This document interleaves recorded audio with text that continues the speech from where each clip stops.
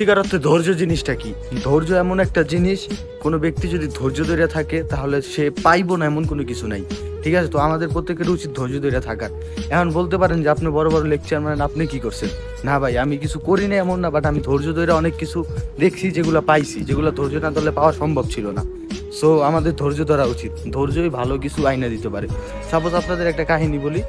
একটা লোক, ঠিক আছে, মানে 1 মাস ধরে খায় না, সে ধৈর্য ধরে বইসা আছে। ঠিক আছে, মানে 1 মাস ধরে সে ভারী কোনো খাবার খায় না, ধৈর্য ধরে ধরে বইসা আছে সে। একটা পর্যায়ে দেখা যায় আল্লাহ তাআলা তার এমন রিজিক দিছে যেটা সে কল্পনাও করতে পারে নাই।